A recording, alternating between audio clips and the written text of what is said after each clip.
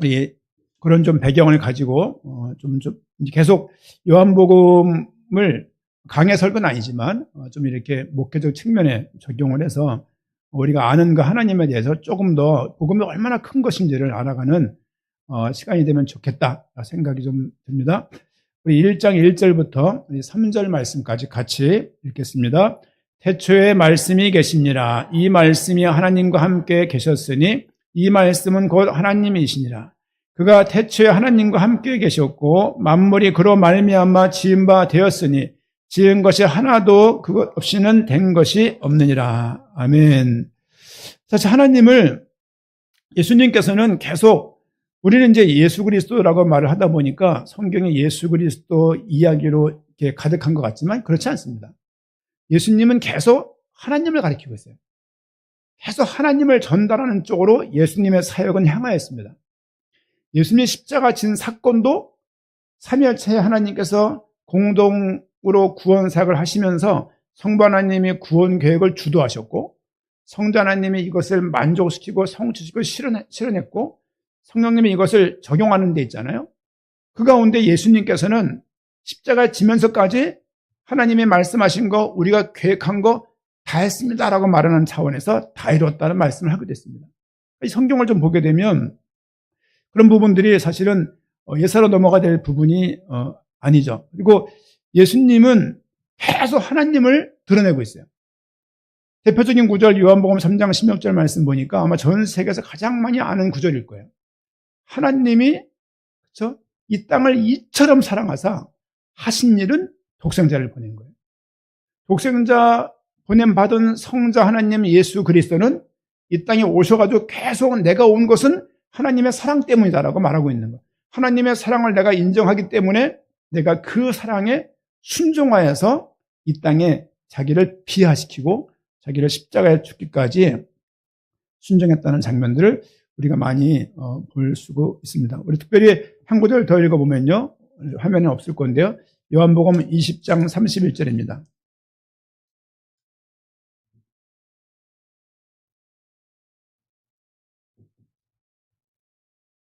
사도 요한이 적었던 요한복음 전체의 의도는 이겁니다. 20장 31절 같이 읽겠습니다. 오직 이것을 기록함은 너희로 예수께서 하나님의 아들 그리스도이심을 믿게 하려 함이요 또 너희로 믿고 그 이름을 힘입어 생명을 얻게 하려 함이니라. 말씀을 잘 보면요. 오직 내가 요한복음을 기록하는 이유는 이 말씀을 받는 너희들에게 예수님이 하나님의 아들이며 그리스도이심을 믿게 하기 위해서 이것을 적었다는 거죠. 알게 하려고 아니에요. 정보를 제공해 주려고가 아니고 예수가 하나님의 아들이시면서 그리스도인 것을 믿게 하려고 이것을 적었다고 말하는 거예요. 그러면 요한복음 1장부터 최소한 20장까지는 그래서 예수님의 누군지를 말해야 되는 거예요. 예수님은 계속 자기를 얘기 안 하고 하나님을 얘기한다고요. 결국 우리는 예수님이 하나님 만나는 길이라는 것을 알 수 있는 거예요. 많이 알잖아요. 하나님 만나는 길, 예수 그리스도. 그렇죠? 이 말씀을 좀 기억하시고 내용들을 좀 보는데요. 우리 본문을 한번 더 보겠습니다. 1절부터 우리가 3절까지밖에 안 읽었는데요. 4절 말씀 보니까 1절 말씀 보니까 태초에 말씀이 계시니라. 예수님 이름에 대해서 예수님의 명칭, 호칭에 대해서 성경에 수백 개가 나와요. 제가 세본 것만 100몇 개예요. 예를 들면 뭐가 있을까요? 하나님의 아들, 인자, 어린 양 등등등 표현해갖고 제가 표현한 것만 110 몇 개였습니다. 그 내용들이. 수백 개가 있다는 말이 맞는 것 같아요. 그런데 요한복음에서는 예수님을 뭐라고 표현하고 있냐면 예수님을 말씀이다. 이렇게 표현하고 있습니다. 그것도 1절에 태초에 말씀이 창세기 기억하세요? 태초에 하나님께서 말씀으로 이 땅을 창조하잖아요. 요한복음 1장 구조는 창세기 1장과 비슷한 느낌이에요. 이렇게. 태초에 말씀이 계시니라. 말씀이 계셨대요. 말씀을 존재로 표현하고 있잖아요. 제가 하는 이 말도 이 말을 말하는 게 아니라 말씀이 어떤 존재가 있는 거야. 존재가 있어야 실존이 있잖아요. 예를 들면 분필이 존재해요. 이 분필이 혼자 움직여서 무엇을 하는 것을 실존이라고 말한단 말이에요. 지금 요한은 태초에 말씀이 계셨다라고 말을 하면서 이 말씀이 하나님과 함께 계셨다. 이 말씀은 곧 하나님이셨다. 이런 말을 해요. 아주 엉뚱한 얘기, 애매모호한 이야기입니다. 그가 태초에 하나님과 함께 계셨고 만물이 그로 말미암아 지은 바 되었으니 지은 것이 하나도 그가 없이는 된 것이 없느니라. 태초에 만물을 짓는데 말씀이 함께 했다고? 삼위일체를 아는 우리들은 단번에 알 수 있지만 초신자 모릅니다. 이게 무슨 말인지. 그리고 4절 말씀 보니까 그 안에 생명이 있었다. 말씀 안에 뭐가 있었냐? 생명이 있었다. 아, 그는 말씀이구나. 아, 그는 생명이구나. 이렇게 표현할 수 있는 거죠. 그가 누구지? 이게 요한복음의 물음, 화두의 화두. 그가 누구냐? 그가 누구냐? 그가 없이는 된 것이 없느니라. 하나님, 성부 하나님을 말하는 것 같지 않아요? 그렇죠? 또 다른 누가 있는 것 같은데 그가 없이는 된 것이 없대. 그 이야기는 성부 하나님이 혼자 못한다가 아니라 그와 함께한 누가 있다는 것이죠. 4절 그 안에 생명이 있었으니 이 생명은 사람들의 빛이래요. 말씀이고 생명이고 빛이다. 누가? 그가. 5절 빛이 어둠에 비추되 어둠에 깨닫지 못하더라. 하나님께로부터 보내심을 받은 사람이 있으니 그의 이름은 요한이라. 갑자기 5절까지 나온 다음에 6절에 다른 말이 나와요. 하나님께로부터 보내심을 받은 사람이 있는데 그 사람 이름이 요한이래요. 그가 증언하러 왔으니 곧 빛에 대하여 증언했고 모든 사람이 자기로 말미암아 믿게 하려 함이라. 자기의 말 때문에 모든 사람들이 이 빛을 알면 좋겠다고 말씀을 전했던 사람인데 그 사람 이름이 요한이에요. 그 요한은 요한복음 저자가 아니라 세례 요한입니다. 다른 사람이에요. 사도 요한이 요한복음 기록했고요. 요한 1, 3서를 기록했고 요한계시록을 기록했어요. 요한은 어떤 사람이었냐? 예수님의 가장 어린 12제자 중에서 베아냐여 빌바도마 야다시오 12제자 머리 글자인데요. 가장 어렸던 사람이 요한이에요. 예수님이 돌아가신 이후에 마리아를 돌봤던 사람이 요한이에요. 또 고린도 교회를 사역을 같이 했던 사람이 요한이에요. 베드로, 바울, 요한, 아볼로가 목회했던 교회가 고린도 교회입니다. 등등등 사도 요한의 위치는 대단했습니다. 그러나 이 요한은 그 요한을 말하는 게 아니라 세례 요한이다. 세례 요한이 뭘 말했냐? 오실 빛의 그 빛에 대해서 계속 증언하는 거예요. 8절 말씀 보니까 그는 세례 요한은 이 빛이 아니요 이 빛에 대하여 증언하러 온 자라.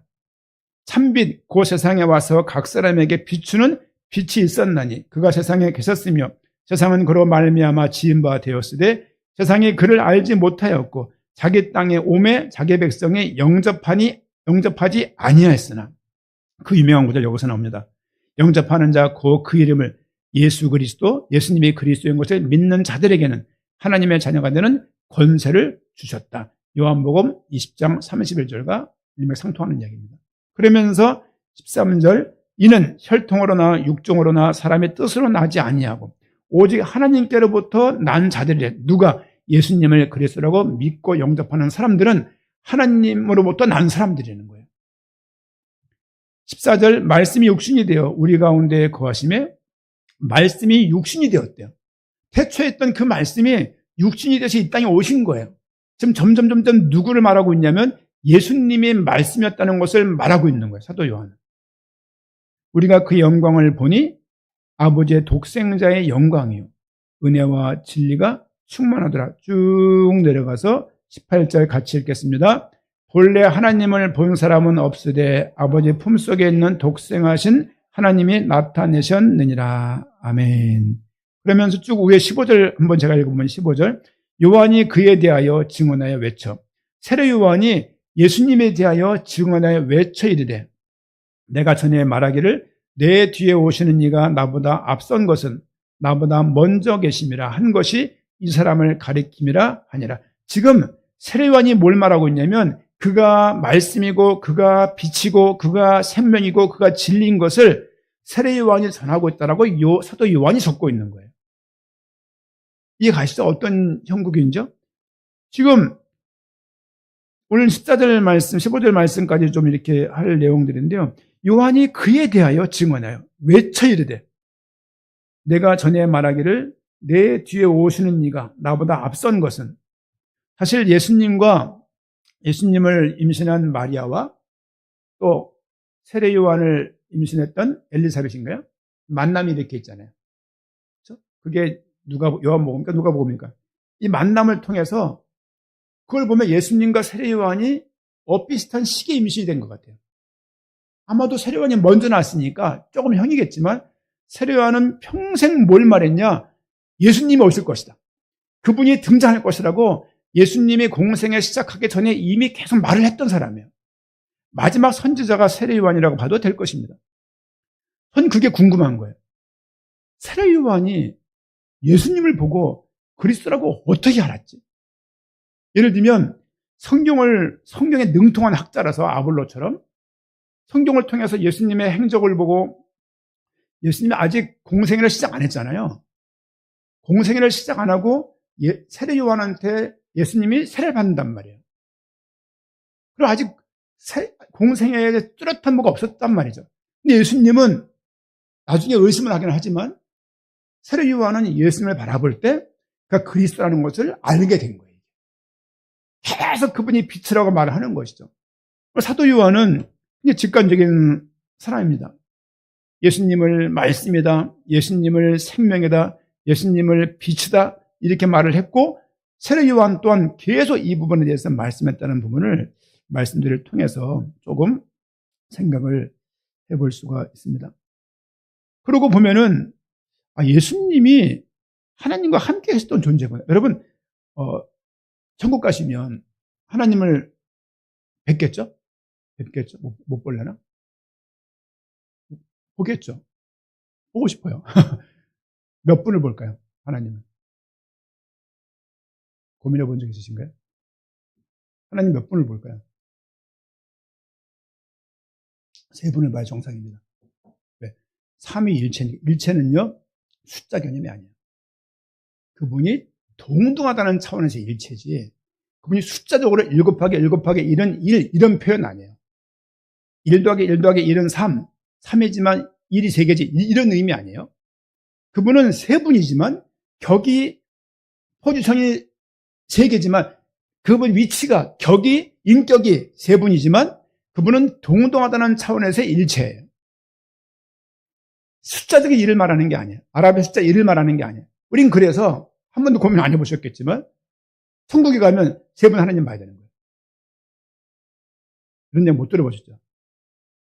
유명한 분들 다 하는 얘기예요. 유명한 분들 다 하는 얘기인데, 어쨌든 간에 천국에 가면 우리는 3분 하나님을 본다. 성부 하나님을 봐야 돼요. 성부, 성자, 성령 하나님이 한 분이지만 자리가 있어요. 성부라는, 성자라는, 성령이라는. 그러나 우리가 대표적으로 이 삼위 하나님을 말할 때 성부 하나님을 대표적으로 말을 해요. 우린 그래서 하나님 이렇게 얘기해요. 아버지 하나님 이렇게 얘기를 해요. 왜? 그분이 대표격이니까. 하지만 성부 하나님과 성자 하나님의 인격은 다르지만 그분은 동등하시다. 한번 우리 빌립보서 말씀 봅니다. 빌립보서 2장 6절에서 9절입니다. 빌립보서 2장 6절 말씀. 화면에도 글자가 나와 있습니다. 한번 같이 읽겠습니다. 그는 근본 하나님의 본체시나 하나님과 동등됨을 취할 것으로 여기지 아니하시고, 하나님의 본체시래요. 하나님과 창세전에 함께 했던 분이에요. 말씀으로. 사도 요한은 그걸 말씀이라고 표현을 하는 것이죠. 로고스라고 말하는데요. 도성신인, 도가, 그렇죠? 육신을 입고 이 땅에 오신 거예요. 인카네이션 혹은 성육신이라고 말하잖아요. 그 하나님이신 그분이 이 땅에 오신 게 성육신입니다. 그러나 그는 하나님과 본체셨고 동등하신 분이었고, 하지만 그는 자기를 비워 7절에 종의 형체를 가지사 사람들과 같이 되셨고 사람의 모양으로 나타나사 자기를 낮추시고 죽기까지 복종하셨으니 그 십자가에 죽으심이라. 이러므로 하나님이 그를 지극히 높여 모든 이름에 뛰어난 이름을 주사, 하나님이 예수 그리스도를 그 삼위한 하나님의 계획에 순종하시는 모습을 보면서 성부 하나님은 그에게 영광을 쏟아부어 주신 거예요. 우린 그래서 예수님을 통해서 하나님의 영광을 보게 되는 거예요. 또 주님께서는 아버지와 내게 주신 영광을 저들에게도 주었다고 말하고 있어요. 요한복음 17장에 저희 교회 이름이 탄생하게 된 비밀이 그 본문에 있습니다. 요한복음 17장에. 예수님께서 하나님으로부터 받은 그 말씀에 계획에 순종하는 예수님을 성부 하나님은 축복하셨고 최고의 영광으로 함께 하셨고 그의 모든 사역 가운데 성령께서 함께 하시면서 그를 도왔고 주님께서는 주님 말할 때는 우리 예수 그리스도 그 주님께서는 우리의 그 영광을 전달해 주신 거예요. 그래서 나를 본 자는 아버지를 봤다라고 그래서 말씀을 하시는 겁니다. 이 말이 어려운 말이에요. 그래서 제가 어렵다고 말씀을 드리는 거예요. 요한복음은. 사건 이야기도 많이 나와 있지만 예수님의 오리지널 말씀이 가장 많이 적혀져 있는 책이 요한복음입니다. 되게 제 입장에서는 읽기가 어려워요. 내용은 알겠어. 말 표현하기가 어려운 거예요. 아니 하나님이 말씀이라니 이걸 어떻게 이해할 수 있냔 말이에요. 태초에 하나님의 말씀으로 이 땅을 창조했어요. 이거 어떻게 이해하냐고. 사도 요한은 그럴 것이 예수님 옆에서 봤잖아요. 보고 팔짱도 끼고 예수님의 칭찬도 받고 사랑도 받고 오직 가면 사랑의 선자라고 사랑의 사도라고 말할 정도로 예수님은 사도 요한을 너무 사랑했잖아요. 그 어린 제자가 따라올 때 얼마나 이뻤겠습니까? 근데 그 사도 요한이 예수님을 편하는 거예요. 뻔히 봐놓고도 얼굴이 어떻고 저떻고 뭐 점이 있고 없고 뭐 귀가 그냥 이렇게 말하지 않고서 그분은 말씀이다 이렇게 말하는 거예요. 왜? 그분과 함께 공생했으면서 예수님이 어떤 분이신지를 보면서 하나님이라는 것에 대해서 확신을 얻게 된 거예요. 그 확신. 그렇죠? 사도 요한처럼 예수님을 보는 사람이 아닙니다. 핍박하는 주여 누구십니까? 라고 물었을 때 네가 핍박하는 예수다 라고 말해서 큰 충격을 받고 실명할 정도로 이렇게 본 거거든요. 그러나 사도 요한은 예수님 옆에 있었다고요. 그러니 사도 요한이 구체적으로 사실적으로 감각적으로 표현할 수 있잖아요. 표현할 수 있는데 왜 이렇게 표현했냔 말이에요. 그는 말씀이다. 좀 키는 그럼 예를 들면 제 기준으로 165에 약간 대두에 그렇죠? 약간 비율이 이렇게 하체가 짧은 이렇게 하면은 나랑 비슷하니까 내가 더 동질감이 들 거 아니야. 근데 말씀이라고 해버리면 가늠이 안 되는 거야. 가늠이 이렇게. 그러나 사도 요한은 예수님을 이렇게 표현할 수밖에 없었어요. 그 부분이 참 감동이 저는 되는 거죠. 그는 하나님과 본체시나 하나님과 동등됨을 취할 것으로 여기지 아니하시고 이 땅에 오신 거예요. 사람의 모양을 입고. 그런 의미에서 십자가 부활만큼이나 성육신은 너무 중요하다. 이 땅에 하나님께서 이 땅에 이 시간 본인이 창조한 그 땅에 여러분 태양에서부터 지구까지 태양빛이 오는데 8분 얼마가 걸린대요. 그러니까 지금 보는 거는 8분 몇 초 전에 출발했던 빛을 지금 맞고 있는 거거든요. 예를 들면 빛이 있어야 보는 거 아닙니까? 그러면 행성을 볼 때 3년 거리에 빛이 오는데 삼광년이다. 이게 삼광년이라는 얘기는 빛이 가는 속도 아니에요. 일광년은 빛이 1년 가는 거리잖아요. 또 어떤 행성은 빛이 3년 전에 온 거래요. 예를 들면 일억광년 거리가 1억광년이다. 킬로미터로 표현이 안 되니까 광년이라는 척도를 쓰는 거예요. 이제 너무 머니까 1억광년이면요 빛이 지금 보고 있는 게 1억 년 전의 모습인 거예요. 헷갈리잖아요. 이런 것들이 이제 그 모든 만물을 수금자 목토 천해명 태양계 이게 수천억 개가 있는 게 은하계가 수천억 개가 있는 게 우주래요. 그걸 발 아래 두신 분, 그걸 창조하신 분 하나님. 그분이 어딘지도 모르는 그걸 전체를 봤을 때 어딘지도 모를 거 아니에요. 거기에 그 하나님이 들어오신 거예요. 여러분 이 말 자체가 어마어마한 이야기. 우리가 예를 들면 저희 집에 새들이 많은데 새장을 만들어 놓고 그 새장 내에 들어가 살겠냐고. 개집을 크게 만들어 놓고 그 집 들어가 살겠냐고. 하나님께서는 어마어마한 행성들을 많이 만드시고 우주를 만드신 그곳에 이 지구에 하나님이 인간의 몸을 입고 오셨다. 이 자체가 성육신 자체가 엄청난 큰 은혜인 거예요. 이런 내용들이 우리 마음속에서 의미를 막 다가와요. 그래야 믿음이 성장합니다. 단어가 아니라, 팩트가 아니라 이 의미. 팩트 속에 있는 그 어떤 하나님의 그 의미, 구원을 위해서 이런 일을 하셨다는 게 너무 감사한 거예요. 우리가 어떤 메시지를 기계처럼 숙련하고 숙달해서 막 구원의 길 이렇게 해가지고 막 그냥 다 잊어버렸는데 막 무슨 문제 막 해가지고 그렇게 해서 막 3분 메시지, 5분 메시지, 1분 메시지 이렇게 한다고 감사의 훈련 차원에서는 그렇게 했지만 하나도 마음에 기쁨이 없다면 제가 예전에 모 교회에서 구원의 메시지를 아이들이 다 암송을 시켰나 봐요. 유튜버 떴더라고요. 이렇게 구원의 길 메시지 하는데 애 얼굴에 기쁨이 없어. 그냥 외운 거 이렇게 내뱉는 거야 이렇게. 그러면서 그 교회에서 1등 하냐는 거죠. 감사한 것 같아요. 감사해요. 감사하지만 이게 구구단도 아니고 아야어요도 아니고 아니 이렇게 메시지를 저렇게 가치와 감동도 없이 저렇게 팩트를 외워서 그냥 저렇게 외워서 저렇게 하는 것을 추천해주고 심하게 말하면 가스라이팅이고 우리는 다 가스라이팅 당한 게 있잖아요. 예를 들면 돈을 많이 벌어야 역할을 많이 해야 의미 있는 인생을 사는 것처럼 교육에서 가스라이팅을 당하고 그렇게 하지 않으면 좋은 직장 갖지 않으면 쓸데없는 인간이라는 생각을 갖게 되고 이 모든 것들 사실 다 가스라이팅을 당한 거예요. 이 모든 것들 다. 성경에 나와 있는 가치관이 아닙니다. 그냥 일반 교육에서 공교육을 통하여서 드라마를 통해서 많은 어떤 SNS를 통해서 많은 책들을 통해서 많은 경쟁사회 속에서 만들어 놓은 구조예요. 구조. 사실 이것도 다 보면은 가스라이팅이에요. 사실 보면은. 하나님 없이 계속 이렇게 해야지만 역할을 이런 직장에 가 있고 얼만큼은 벌고 연봉이 얼마가 되고 어떻게 저떻게 돼야지만 내 딸을 시집 보낼 수 있고 아들을 장가 보낼 수 있고 그 모든 것들이 사실은 잘 보게 되면 다 가스라이팅을 당한 거예요. 하나 복음적으로 생각하지 않아요. 저는 주님께 영광되는 그 삶이 어떤 위치를 획득하는 것 이상으로 그 아이가 그런 거 있잖아요. 공교육의 목표는 어쨌든 국가에 필요한 인재를 키워내는 거야. 국가에서 왜 필요한 인재를 키워내냐? 그래야 국가가 경쟁력 있게 살아갈 수 있기 때문인 거예요. 공교육의 시작이 그렇거든요. 국가에서 전쟁을 해야 되는데 애들이 뭘 계산할 줄 몰라.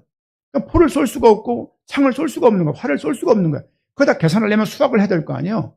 그런 의미에서 수학을 장려하고 이런 비스마르크라 독일에 다 그렇게 시작된 거 아닙니까?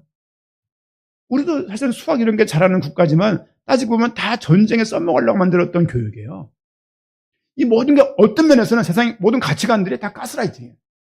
거기에 우리도 젖어 있고 젖은 채 아이들을 그렇게 키우려고 애를 쓰면서 막 그냥 질질 흘리면서 막 살아가는 거예요. 이제 복음이고 뭐고 없습니다. 그냥 우리의 잘 되고 시집 잘 가고 장가 잘 가면 되는 것 마냥 그렇지 않다니까요. 우리 인생 속에서 복음이 없으면요 어떻게 삶을 살겠습니까? 거기에서 그런 경쟁에서 뭐 져라 그런 의미는 아니에요. 그런 의미는 아니지만 잘 살아가기 원하지만 그런 가운데 삶을 살고 있다고. 그런 속에서 이 말씀들이 들어오겠냔 말이에요. 이 말씀이 안 들어와요. 이 말씀 갖고 어떻게 사람이 삽니까 이게. 근데 하느님께 무엇이 영광이 되냐? 우리 애가 잘 되는 게 영광 되는 게 아니에요. 그 아이가 복음을 가지고 하나님을 기억하면서 무엇을 먹든지 마시든지 주를 향하여서 살 수 있는 그 자체가 영광이라고요. 그렇죠? 어떤 결과를 내는 것이 아니라 삶 속에서 하나님을 기억함으로 참아내고 하나님을 기억해남으로 어떤 과정들을 통과하고 그렇죠? 짜증스러운 그런 상황 속에서도 이 말씀 때문에 그 상황을 극복해내고 주님께 토설하면서 기도하면서 부족한 부분들을 아뢰어 나가고 부족한 점 주님께 회개하고 나가고 그런 신앙생활이 주님께 영광이 되는 것이지 경쟁에서 이기는 모든 것들 남들보다 다 위에 올라가는 것만 영광된다고 말을 하게 되면요 그게 무슨 복음입니까? 복음이라고 말해서 생각해 보세요. 사도 세례 요한이 지금 어떻게 예수님을 알았는지 모르겠지만 어마어마하게 공부를 하고 했던 사람이라면 이렇게 광야에서 메뚜기가 석청을 먹으면서 살아야 되겠냔 말이에요. 오히려 그냥 학원 큰 거 열어서 강의하며 살 수 있는 거 아닙니까? 저는 교회도 그렇게 봐요. 저는 저도 큰 교회 좋아하는 편입니다. 큰 교회 역할이 있으니까. 그런 생각을 해봐요. 큰 교회 나간다는 이야기는 어떤 면에서는 나쁘다 생각도 해요. 왜냐하면 피하고 싶겠죠. 작은 교회에서 드러나는 거, 작은 교회에서 자기가 다 숨고 싶어요. 아담이 죄를 지은 다음에 숨은 것처럼 다 큰 교회 쏙 들어가고 대충 신앙생활하고 나 크리스찬이다. 작은 교회인 게 다 드러나잖아요. 헌금도 드러나고 내 컨디션도 드러나고 안 가도 드러나고 가도 드러나고 되게 부자연스럽잖아요. 그러니 큰 교회 가는 것이 이 시대에 큰 어떤 유행병이 돼 있어요. 이게. 신앙생활 잘할 거라고 믿습니다만은 그런 생각을 해보는 것이죠. 다 사람들이 숨고 싶어요.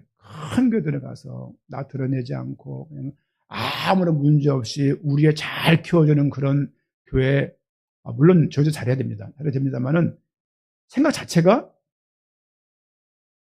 어떤 이 가스라이팅 당한 그 선상에서 성경을 계속 그렇게 활용하는 것 같아요. 여러분, 사도들 중에서 대부분 순교했습니다. 예수 그리스도를 믿고 성공하고 대박 나서 무사고 운전하면서 인생 끝까지 장수하면서 떵떵거리면서 사는 사람 아무도 없습니다. 그걸 추가되는 게 아니에요. 추가되는 게 아니라 예수를 믿고 배에 불리는 것, 새끼들 잘 되게 하는 것이 복음의 목적이 아니라는 거예요. 우리는 전부 다 새끼를 키우고 있습니다. 그렇죠? 잘 되면 좋겠어요. 어느 부모가 새끼가 잘 안 되게 바라겠습니까? 무엇이 잘 되는 거냐를 우리가 생각을 하셔야 되는 거예요. 그냥 살면요, 이 땅에서 가스라이팅 당한 것을 가치관 삼아 살게 되는 거예요. 저희가 극단적으로 믿자 그런 게 아니에요. 잘 믿자는 거죠. 정도를 가지는 거죠. 정도를. 그런 생각을 왜 목사로서 안 해보겠습니까? 그런 게 부러워요. 근데 한편으로는 야, 큰게 목사 얼마나 힘들까? 그런 생각도 해요. 그러면서 각각 교회 위치가 있겠지만 어쨌든 이 사회 풍토가 자꾸 숨으려고 큰 교회 가는 형태로 신앙의 결정을 하기 시작한다면 그래야 될까? 우리가 드러나지고 예수를 믿는다고 드러나지고 직장에서 드러난 것을 과감하게 본인이 이겨내고 예수 믿는데 일부러 막 술 한잔 해. 괜찮아. 요즘 시대가 언젠데 목사 술 다 먹더라. 야. 이거부터 시작해서. 그렇죠? 그냥 드러내는 것이 나를 드러내는 것이 어떤 면에서는 하나님 불을 켠 다음에 당연히 올려놔야 될 거 아니에요. 누가 등경하려다 불을 둬요. 이 등불을. 우리는 드러나야 돼요. 예수 믿는다고 드러나야 돼요. 근데 이거 드러나지면 그냥 피해 볼까봐 손해 볼까봐 막 전전 근거하는 사람들 얼마나 많습니까? 할 거 다 같이 하고. 그러면서 하나님 그러고 회개가 되겠습니까? 이번 주 저 회개를 보면서 말로 다 표현을 못하지만 새벽이라서 참 우리가 회개를 안 하는구나 싶고 우리는 너무 회개할 게 많은데 그런 마음조차 없구나. 그렇죠? 이 감사함이 회개함과 자백함이 없이 우리에게 있는 그냥 풍요로운 마음 상태라면 그것은 문제가 있는 것입니다. 말씀 한 구절을 좀 더 보도록 하겠습니다. 우리 요한복음 14장 6절 말씀. 요한복음 잘 아는 구절입니다.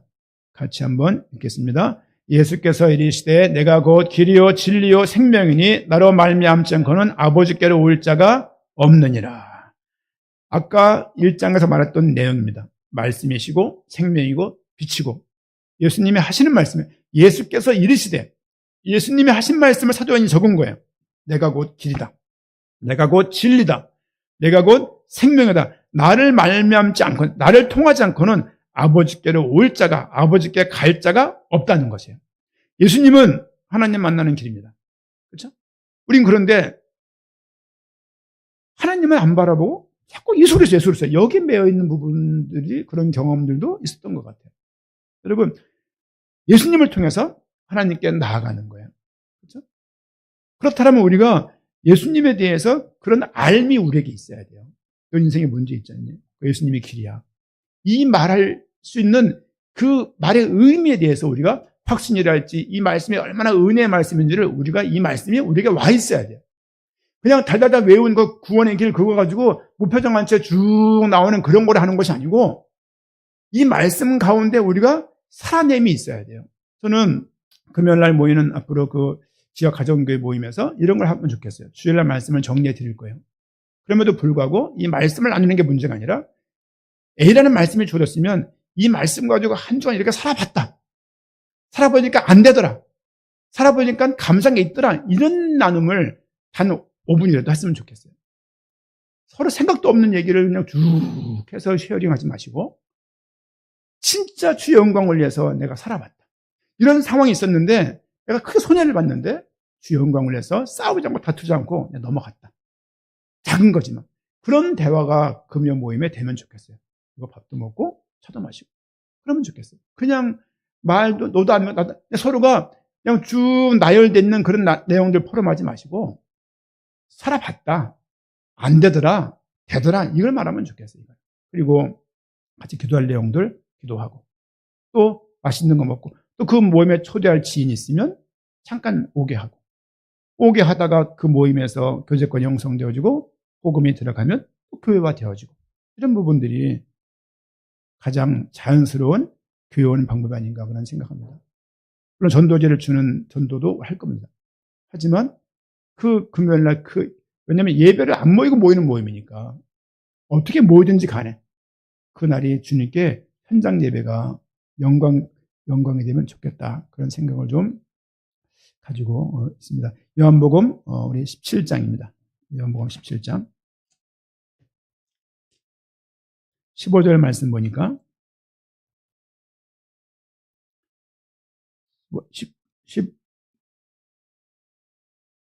15절부터 19절까지 같이 한번 읽겠습니다. 내가 비옵는 것은 그들을 세상에서 데려가시기를 위함이 아니요 다만하게 빠지지 않게 보존하시기를 위함이니이다.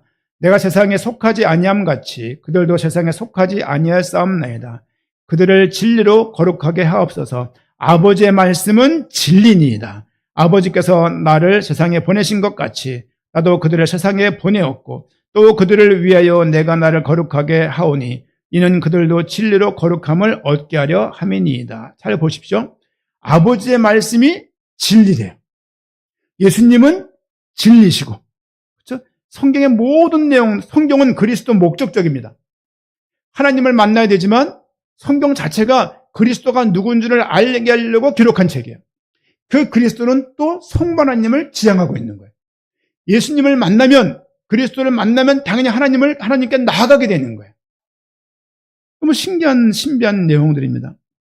18절에 아버지께서 나를 세상에 보내신 것 같이 나도 그들을 세상에 보내었고, 우리는 예수님을 믿는 그 순간 다 보내심을 받은 자입니다. 그렇죠? 다 보내심 받은 자예요. 주님께서도 보내심을 받아서 이 땅에 오신 거예요. 성자 하나님께서 승천하신 이후에 성령 또 다른 보혜사가 이 땅에 보내심을 받은 거예요. 우리도 기본적으로 보내심을 받은 자입니다.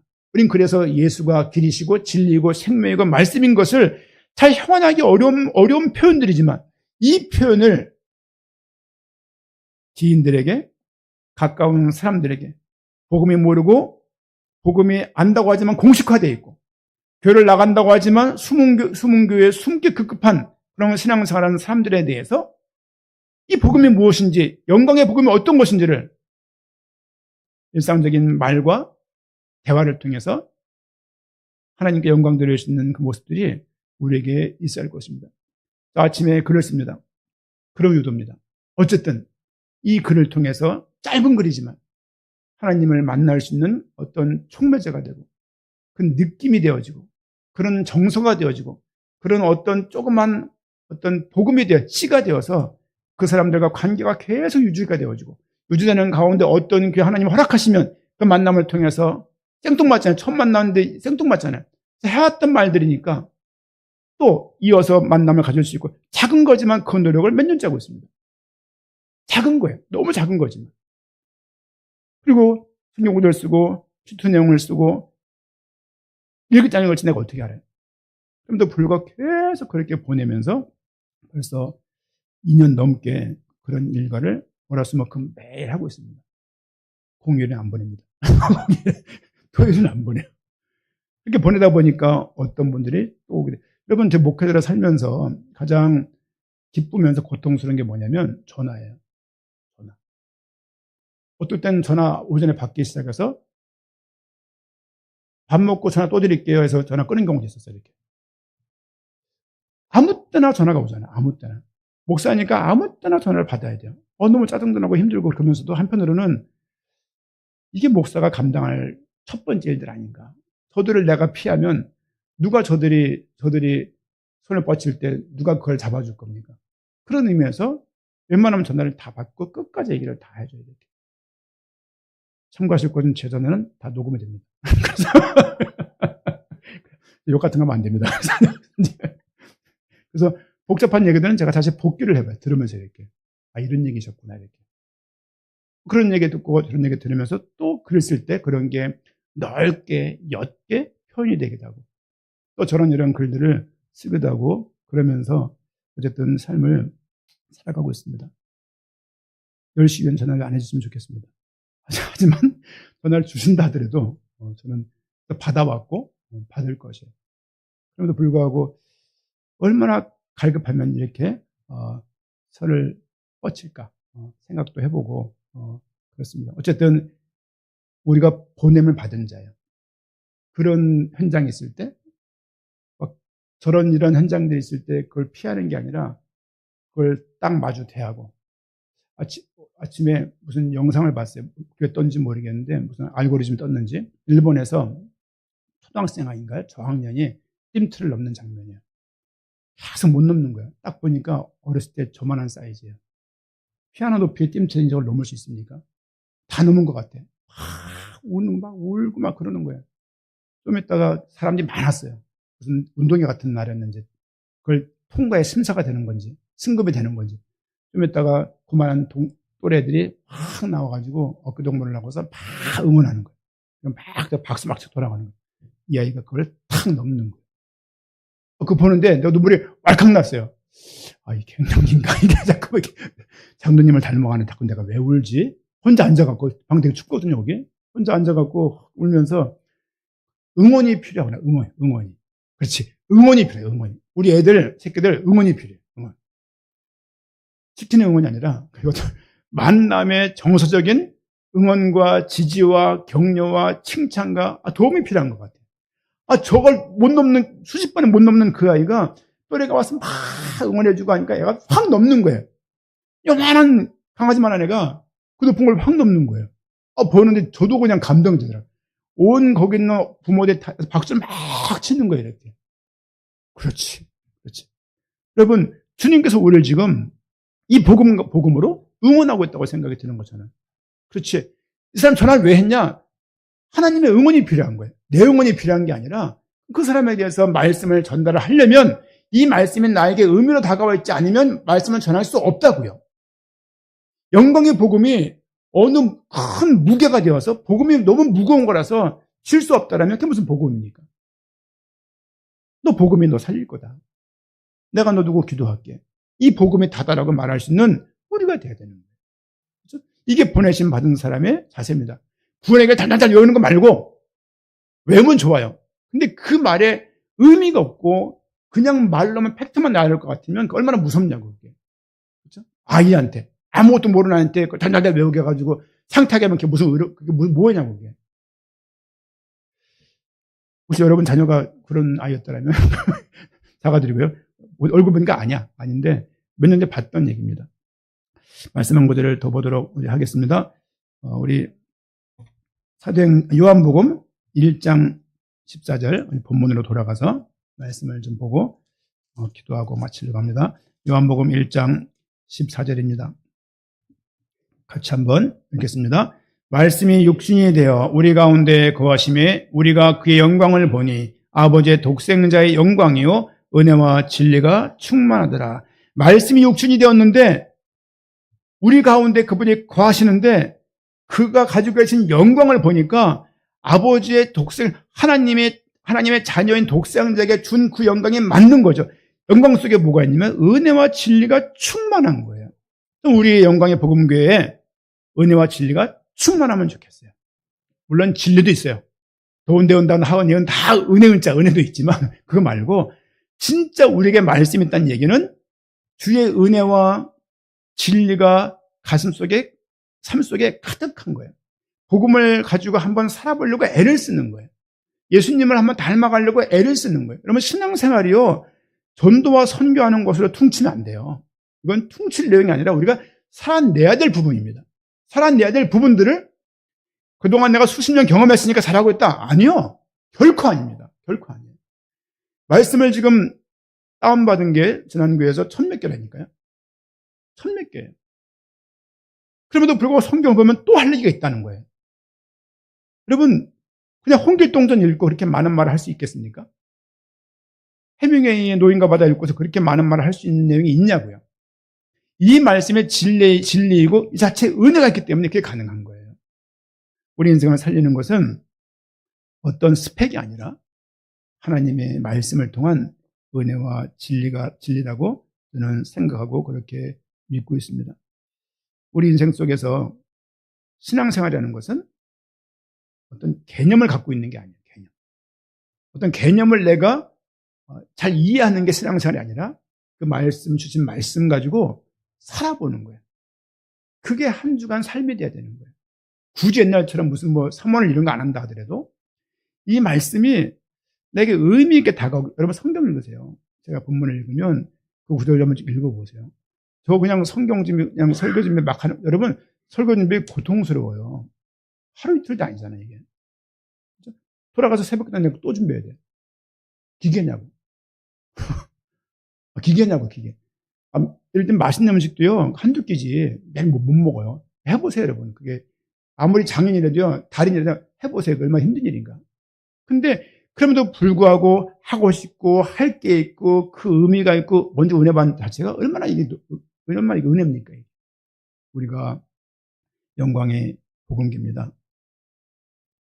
우리가 연약할 때 우리 손잡아줬던 많은 신앙의 선배들이 있었을 거예요. 그들 때문에 우리 여기 온 거거든요. 우리도 이 말씀 가운데 그리스도가 그냥 개념화되고 구호화된 그리스도 말고 진짜 예수 그리스도가 하나님 만나는 길이면서 이분이 진리면서 생명이시고 이 모든 말씀들이 예수 그리스도를 통해서 구원을 받았으며 하나님이 그 큰 구원 계획을 이루시려고 그리스도의 땅에 오셨으며 성령을 통해서 우리가 이것을 믿고 있는구나. 믿게 되었구나. 이 사람도 이런 상황 속에서 하나님 만나면 살 것인데 영접시킬 것이 아니라 영접을 하나님 시켜야 되는 것이죠. 그래 영접도 헐레벌떡 해버리고서 구원받으라 확신 줄 것이 아니라 계속 만남을 가지고 만남이 허락될 때까지 만나면서 교제하고 밥도 먹고 차도 마시면서 내게 있는 믿음 이야기를 전달하는 것이죠. 그게 주님께 영광이 되는 것입니다. 그러다가 전도와 선교를 나가기도 하는 것이죠. 그렇죠? 우리 교회가 전도와 선교한다고 내가 하는 거 아닙니다. 왜? 교회가 하는 거죠. 우리 삶 속에서도 그런 작은 몸부림이지만 그런 몸부림과 은혜가 있기를 부탁을 드리고 오늘 말씀처럼 은혜와 진리가 충만하다. 그런 은혜가 우리에게 있기를 부탁드리고 오늘 말씀 제목은 말씀이신 그리스도입니다. 말씀이신 그 그리스도 안에 하나님의 은혜와 진리가 충만했고 그가 우리 안에 있기 때문에 우리 또한 그 은혜와 진리가 충만한 가운데 또 남은 삶을 살아갈 수 있는 우리 모두가 되기를 부탁을 드리고 축원드립니다. 아멘.